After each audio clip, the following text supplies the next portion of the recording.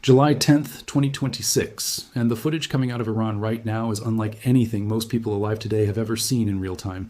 Somewhere in the Golestan province of northeastern Iran, a railway bridge that stood for decades collapsed overnight into a pile of shattered concrete and twisted steel. Not from age, not from neglect, from a direct hit by a United States Air Force bomb. And that single image, a bridge that once carried cargo and people across a vital artery of the Islamic Republic, now reduced to rubble at the bottom of a ravine, tells you something about where this conflict has gone that no press release from either side has yet been willing to say out loud. This is not a targeted raid. This is not a precision strike on a single facility. This is not a warning shot fired to get someone's attention at a negotiating table.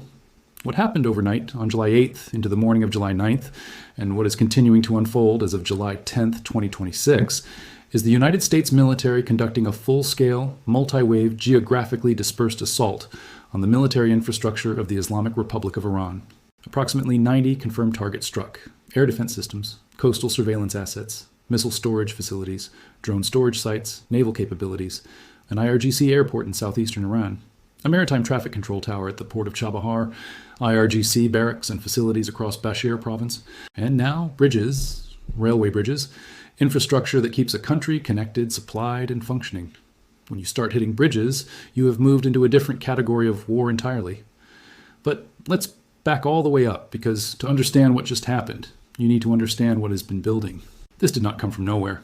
This did not happen because someone in Washington woke up on Wednesday and decided to strike Iran. This is the product of a sustained, escalating campaign by the IRGC against commercial shipping in one of the most strategically critical waterways on the planet, the Strait of Hormuz. And the American military response to it has now reached a point of intensity that nobody covering this story in the mainstream press seems fully prepared to reckon with. The Strait of Hormuz is not just water, it is the narrow passage through which roughly 20% of the world's oil supply transits on any given day. Tankers carrying crude from Saudi Arabia, the UAE, Kuwait, Iraq, and Iran itself must pass through a choke point that at its narrowest is barely 21 miles wide. The IRGC, which for years has treated this waterway as its own operational playground, has been conducting an extended campaign of harassment, seizure, and attack against commercial shipping in this corridor. Civilian mariners, innocent people doing a job, have been targeted. International commerce has been disrupted. And the United States, which maintains a naval presence in the region through the 5th Fleet headquartered in Bahrain, has been watching this escalate past the point of tolerance. The U.S. Central Command statement released during the strikes makes this explicit. CENTCOM forces confirmed they completed an additional round of strikes against Iran on July 8th to further degrade Iran's ability to attack commercial shipping and innocent civilian mariners in the Strait of Hormuz. That phrase, further degrade, is doing enormous work in that sentence. It tells you this is not the first round. It tells you there is an established campaign already underway, and what happened in the overnight hours between July 8th and July 9th was an acceleration of that campaign, not the beginning of it. And the acceleration is significant. 90 targets. Let that number sit for a moment before moving through what those targets actually were. Because 90 is not a precision strike package designed to send a message while minimizing impact. 90 is a systematic dismantling of layered military capability. Air defense systems taken out means Iran's ability to see and intercept incoming aircraft has been degraded. Coastal surveillance assets taken out means Iran's ability to track ship movements in and around the strait has been blinded. Missile storage sites destroyed means that stockpiles of weapons that would be used in future attacks on commercial vessels no longer exist in the form they existed 48 hours ago. Drone storage facilities eliminated means that the swarms of unmanned aircraft the IRGC has deployed repeatedly against maritime targets have fewer platforms to launch from. Naval capabilities struck means the boats, the speedcraft, the mine-laying vessels, the assets the IRGC Navy has used to harass and seize foreign ships, those assets are burning or already sunk. That is not a warning. That is a comprehensive, coordinated, methodical degradation campaign. Now here is where the story gets significantly more complicated and significantly more alarming. The bridges. According to reporting from Axios, citing a senior official, the United States Air Force specifically bombed railway bridges in Iran as part of the strikes on Wednesday. 2 railway bridges in the Golestan province of northeastern Iran. This was not accidental. Railway bridges in Golestan province are not near any of the coastal military facilities that would typically be targeted in a campaign focused on maritime threat reduction. Hitting railway bridges in northeastern Iran is a deliberate, strategic choice. It means the United States is not just targeting the IRGC's ability to shoot, it is targeting the IRGC's ability to move, to resupply, to reposition across the breadth of Iranian territory. That is a fundamentally different kind of warfare. When you destroy a missile launcher, you eliminate a weapon. When you destroy the infrastructure that allows missiles to be transported, maintained, and repositioned, you begin to eliminate the logistical network that sustains the entire weapons enterprise. Hitting bridges in Golestan is a message to Tehran that the United States is not limiting its targeting calculus to things that are visibly shooting at American assets. The message is that everything which sustains the ability to shoot is now on the target list. Read that again, because it changes what this conflict actually is. And the strikes did not stop at bridges. Early reports emerging as of July 10th indicate explosions near the Sahand Electrical Industries complex in Iran, suggesting the United States may be moving toward targeting Iran's power infrastructure. If confirmed, that represents another categorical escalation. Striking an electrical industrial complex is not the same as striking a military base. It is striking the civilian infrastructure backbone that powers Iranian society, and potentially the command and control systems and military production facilities that depend on that backbone. Simultaneously, additional strikes are being reported near Bandar Abbas, the major port city on the Persian Gulf coast, with operations described as ongoing at this hour. Also confirmed, U.S. strikes targeted an airport in southeastern Iran used by the IRGC. Not a civilian airport, an IRGC airport, a facility used for the movement of Iranian Revolutionary Guard personnel, equipment, and possibly unmanned aerial systems. Taking out that airport doesn't just ground aircraft. It disrupts the IRGC's operational mobility across a region of Iran that borders Pakistan and Afghanistan and sits strategically close to both the Gulf of Oman and overland supply routes that feed the IRGC's maritime operations. Now, let's talk about the Iranian response. Because Iran did not absorb these strikes quietly, Iran fired back with ballistic missiles, not drones, not small rockets. Ballistic missiles, weapons that travel through the upper atmosphere and descend at hypersonic speeds toward their targets, compressing the available response time for any air defense system down to mere seconds. The IRGC launched ballistic missiles from Sistan province, with footage showing the missile trails ascending into the night sky. 2 visible missiles airborne simultaneously during one confirmed launch sequence, their exhaust plumes cutting bright lines through the darkness over Iranian territory. The targets were American, specifically the U.S. 5th Fleet headquarters in Bahrain. Reports and footage indicate that 2 ballistic missiles appeared to strike near the U.S. Forces headquarters compound in Bahrain. The footage is dramatic and unambiguous. Bright flashes, the sound of heavy explosions, what appear to be interceptors rising to meet incoming threats, and the unmistakable visual signature of a ballistic missile impact. Fighter jets could be heard taking to the air. The Bahrain government has since confirmed that attacks are ongoing on its territory. And then the IRGC released a statement, a formal, official statement. And this is the part that most of the coverage is glossing over entirely. The IRGC announced that in what they explicitly called the first stage of Iranian strikes on Gulf neighbors and U.S. bases and infrastructure, they targeted bases in Kuwait, specifically naming the Ali Salem Air Base, and U.S. bases in Bahrain. They then issued a warning directly to the United States military, stating that if it repeats its aggression, their crushing responses will be extended to other bases in the region. Read that again, carefully, every single word. First stage. The IRGC is not describing what happened overnight as a complete response. They are describing it as the opening move of a multi-stage escalation sequence. They are publicly declaring, through an official institutional channel, that what you have seen so far, the ballistic missiles into Bahrain, the strikes on Kuwait's Ali Salem base, the drone and missile salvos, is stage 1. And they are explicitly threatening that subsequent stages will be geographically broader, encompassing bases across the entire region. That is not a statement born of desperation. That is a statement of deliberate strategic intent. And the IRGC made it publicly, on the record, through official channels, which means it carries institutional weight that cannot be casually dismissed as bluster. The geographical expansion of the Iranian response is already visible in the data. Air raid sirens were triggered in Jordan following ballistic missile launches. Jordan is not a country that features prominently in most U.S.-Iran conflict scenarios. The fact that Jordanian air raid protocols were activated means that Iranian missiles were traveling corridors close enough to Jordanian territory to trigger national threat response systems. That is a significant expansion of the operational footprint of this conflict beyond the immediate Gulf theater, and it happened in stage 1. Now let's address the hardware on both sides in detail, because understanding what is being used here tells you something important about both the capabilities and the strategic intentions of each party. On the American side, the strikes are being conducted using a combination of air-delivered precision munitions from U.S. Air Force assets. The footage released by CENTCOM shows direct strikes on missile launchers. precision-guided weapons impacting fixed and mobile platforms with secondary explosions, indicating the detonation of stored propellant or warheads, radar sites taken out alongside launcher arrays. The selection of targets reflects a highly coordinated targeting package designed to create cascading blind spots in Iran's coastal defense architecture, degrading the sensors and the shooters simultaneously so that the IRGC cannot see what is coming and cannot respond effectively to what it does see. And then there is the MQ-9 Reaper situation. This is the detail that has received almost no attention in mainstream coverage, and it absolutely should. According to a U.S. official speaking to ABC News, since the start of this conflict, the United States Air Force has lost a total of 30 MQ-9 Reaper drones to Iranian air defenses. 30. Each one costs approximately $30 million.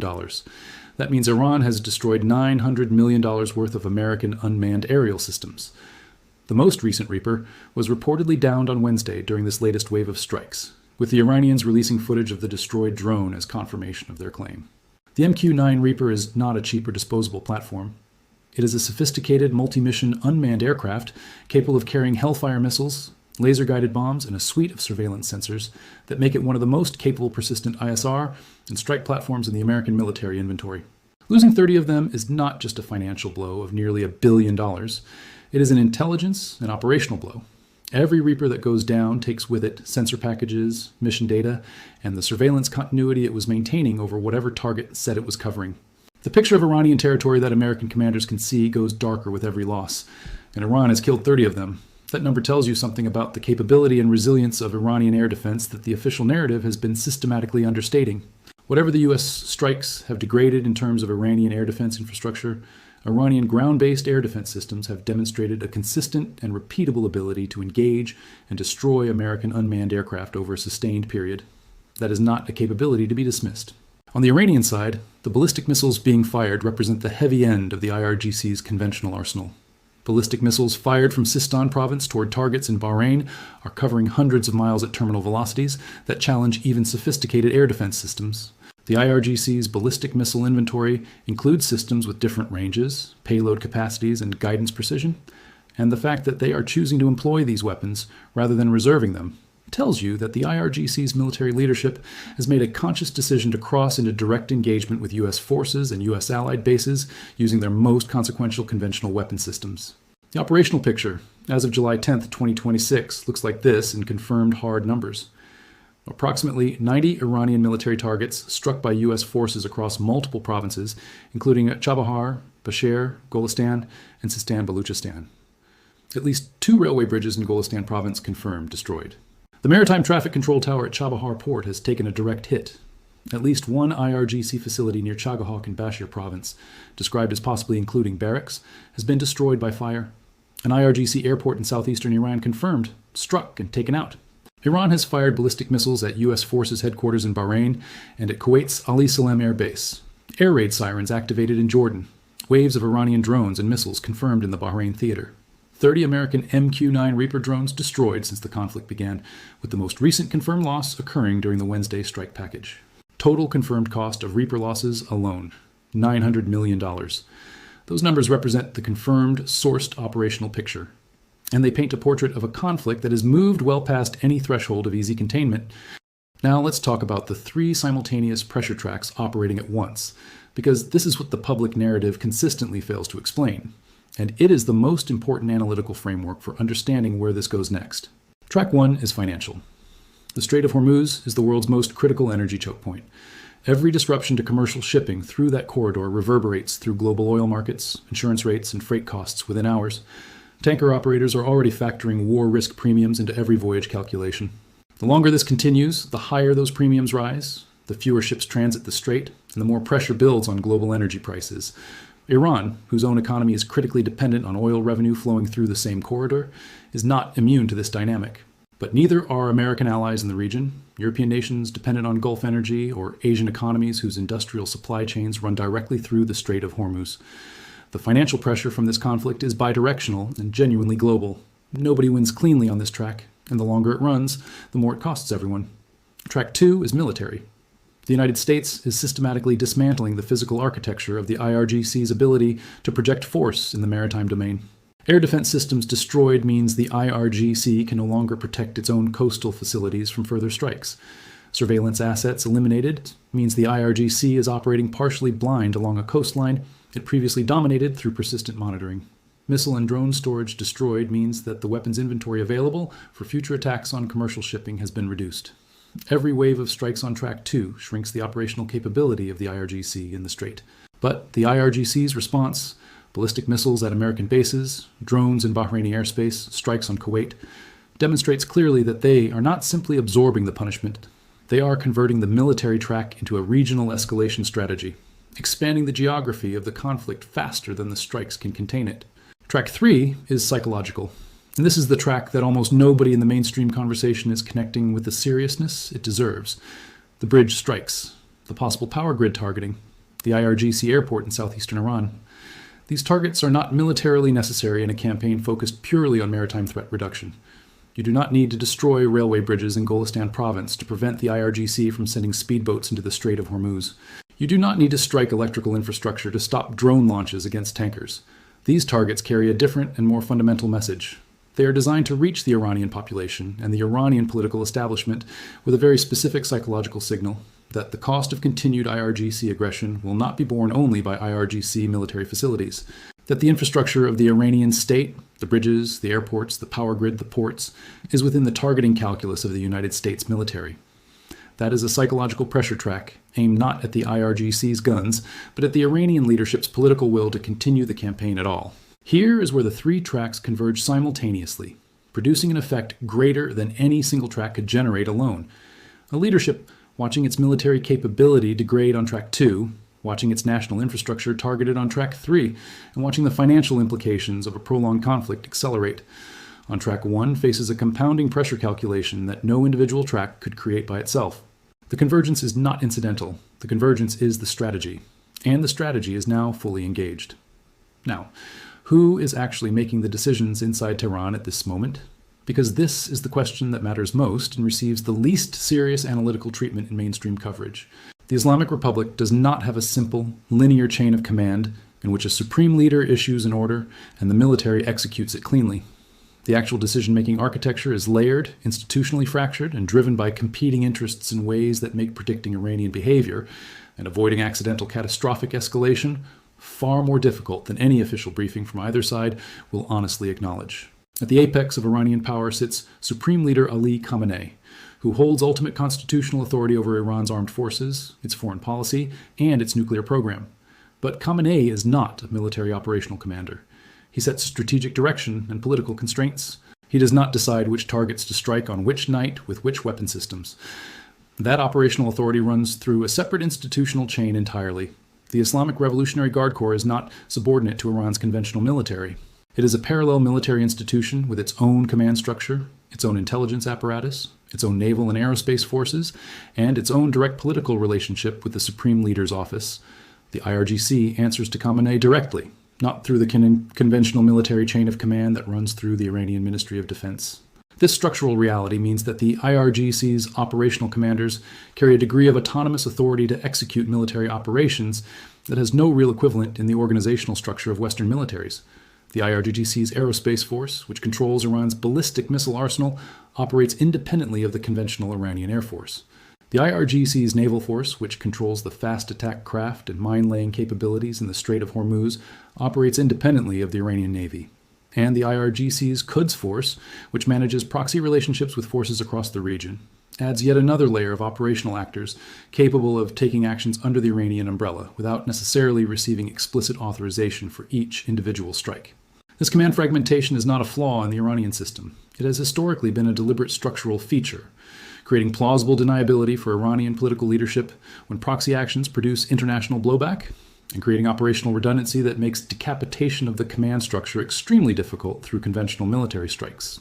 But in a moment of genuine hot escalation, as is happening right now, that same fragmentation becomes a profound liability.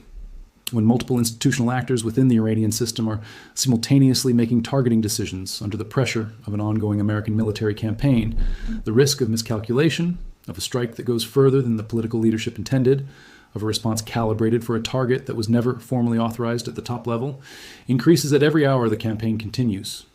The IRGC's public statement describing the overnight strikes as merely the first stage of their response was released through official IRGC institutional channels. That means it represents an institutionally endorsed position, not the improvised rhetoric of a single field commander operating under stress. The IRGC, as an institution, has publicly committed itself to a multi-stage escalation. Walking that commitment back now, in the face of continued American strikes, would represent an institutional humiliation that the IRGC's leadership has demonstrated no historical willingness to accept. Their credibility, inside Iran and across the regional proxy network that watches everything the IRGC does, depends on following through on public commitments. That is not a comfortable analytical conclusion, but it is the accurate one. Now for the honest strategic assessment. Not the official narrative from Washington or Tehran, the actual picture. The United States has demonstrated over the course of this campaign the operational ability to strike approximately 90 targets across multiple provinces of Iran in a single night's operation while simultaneously managing Iranian ballistic missile attacks on American bases in the region. That is an extraordinary demonstration of military capability, coordination, and reach. The degradation of Iran's coastal military infrastructure is real and confirmed. The destruction of air defense systems, coastal surveillance, and missile and drone storage reduces the IRGC's near-term capacity to threaten commercial shipping through the Strait of Hormuz in meaningful and measurable ways. But the Iranian ballistic missile response has also demonstrated something equally important that American military planners cannot afford to understate. Iran's ballistic missiles reached their targets. Reports of impacts near U.S. forces headquarters in Bahrain suggest that even with active air defense systems in place, Iranian ballistic missiles demonstrated the ability to penetrate into defended American base perimeters. The Strait of Hormuz is not cleared. The IRGC has not sued for peace. The IRGC has publicly committed to expanding the scope of its strikes if American operations continue. And American operations, by all available indications, are continuing. Senior official descriptions of the U.S. approach suggest a deliberate multi-day or multi-week campaign framework rather than a discrete strike package with a defined endpoint. That means the escalatory dynamic between American strikes and Iranian responses is not entering a resolution phase on July 10, 2026. It is entering a sustained operational tempo that carries the potential for accidents, miscalculations, and threshold crossings at every stage of the coming days. The targeting of infrastructure, bridges, airports, potential power grid assets, represents the most significant strategic development in this conflict since its beginning, because it changes the nature of what the United States is signaling about its own escalation limits. As long as American strikes were confined to purely military IRGC facilities, the implicit operational boundaries of the conflict were visible to both sides. Once those strikes extend to infrastructure, bridges that a civilian population uses, electrical facilities that a civilian population depends on, the boundaries become harder to define and harder for the Iranian leadership to interpret with any predictive confidence. And unpredictability in a conflict involving ballistic missiles in flight toward American bases, a regional theater extending from Bahrain to Kuwait to Jordan, and a command structure with the institutional fragmentation characteristics of the IRGC. That is exactly what serious analysts find most alarming about where this stands right now. Here's the structural risk that keeps serious people awake at night. The one that daily operational coverage consistently fails to weight with the seriousness it requires. The IRGC has publicly declared a multi-stage escalation sequence. It has named specific bases in Kuwait and Bahrain as already struck targets and explicitly threatened additional bases across the region in subsequent stages. Jordan's air raid sirens have activated, signaling that the operational corridor for Iranian ballistic missile launches is already extending beyond the immediate Gulf theater into broader Middle Eastern airspace. The IRGC's command structure contains multiple institutional components: the Missile Corps, the Naval Force, the Quds Force's proxy networks, each of which carries some degree of autonomous operational authority, and each of which is simultaneously under sustained pressure from an ongoing American military campaign that has already struck approximately 90 of their assets. The risk is not that the United States and Iran decide at a senior political level to escalate deliberately to the next threshold in a consciously coordinated decision that both leaderships can see clearly. The risk is that one of the IRGC's semi-autonomous operational components takes an action that was not authorized at the political level, strikes a target that crosses a threshold Iran's political leadership had not intended to cross, fires a ballistic missile that produces casualties at a scale that triggers an automatic American escalation response, or activates a regional proxy network in a way that generates consequences that spiral beyond any single actor's ability to manage or reverse. Accidental catastrophic escalation in a fragmented command environment, under sustained military pressure, with ballistic missiles already confirmed impacting near American base perimeters, is not a theoretical scenario being modeled in academic papers. It is the operational reality of the next 72 hours. Israel's confirmed decision not to participate in the Wednesday night strikes, acknowledged by Israeli officials speaking to multiple outlets, with a specific warning issued through Al Arabiya cautioning Iran against targeting Israel during the current exchange, adds one more variable to an already overwhelmingly complex operational picture. Israel's restraint may reflect tactical calculation. It may reflect pressure from Washington to prevent the conflict from expanding into a simultaneous U.S.-Iranian-Israeli three-front scenario that would be exponentially more difficult to manage. Or it may simply reflect the recognition that, with the United States already executing 90-target strike packages on Iranian territory, there is no military objective that Israeli participation would achieve that would justify the additional escalation risk it would introduce into an already volatile system. But Iranian targeting calculations in the next stage of what the IRGC has publicly called its multi-stage response may not confine themselves to current restraints. Israel is watching ballistic missiles fly over the region. Jordan's air raid sirens have sounded.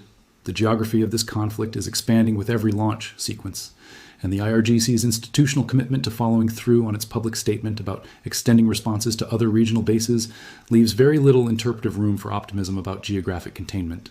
Go back to that railway bridge in Golestan province, the twisted steel hanging over the gap where a span used to be, the tracks leading to nothing on both sides of the blast point, the concrete rubble at the bottom of the ravine where the center of the bridge used to stand. The bridge was not a military target in the traditional operational sense. There were no missiles stored beneath it, no IRGC barracks beside it, no radar arrays mounted to its structure. It was a bridge, infrastructure, the kind of thing that a country needs simply to hold itself together, to move goods between provinces, to resupply cities, to maintain the connective tissue of a functioning state. The United States Air Force destroyed it anyway.